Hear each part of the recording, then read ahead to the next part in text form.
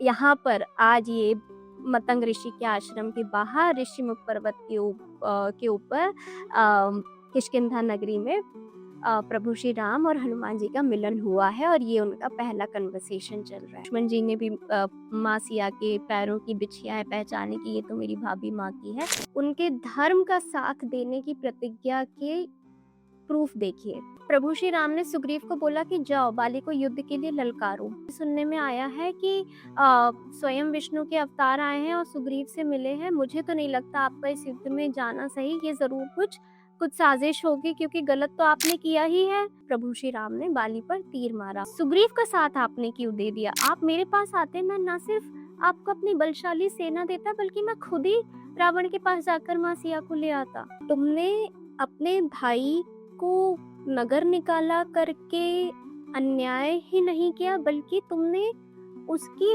पत्नी को अपनी पत्नी कैसे बना लिया? छोटे भाई की बीवी तो बहू होती है, बेटी होती है, तुमने कैसे उसको अपनी पत्नी के रूप में स्वीकार कर लिया? इससे बड़ा वरदान क्या होगा कि मुझे स्वयं आपके हाथों मृत्यु मिल रही है, मैं तो मुक्त हो रहा हूँ, मुझे वापस से जीवन नहीं चाहिए। और वो ऐसा जय श्री राम कहकर उसने अपने प्राण त्याग दिए। एक शिकारी ज़ारा नाम का जो शिकारी था, उसको लगा कि पेड़ के नीचे हिरन बैठा हुआ और उसने तीर मारा और वो तीर कृष्ण जी के पैर की उंगली में आकर लगा और इस तरीके से कृष्ण जी भी जा रहे थे। मुझसे आपको लग गई ऐसे करके। तो यहाँ कान्हा कहते हैं कि ये तुम्हारी गलती नहीं है, ये मेरा ही कर्म है जो मुझे आया है।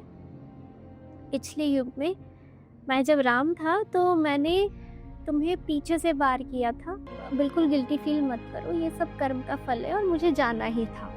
इसी जन्म में कर्म का फल मिल जाए तो बहुत अच्छी बात है, वरना वो जन के बाद होते रहते तो कई बार तो हम बिल्कुल क्वेश्चंस के आंसर्स ढूंढते रहते हैं और हमें कुछ पता ही नहीं चलता है।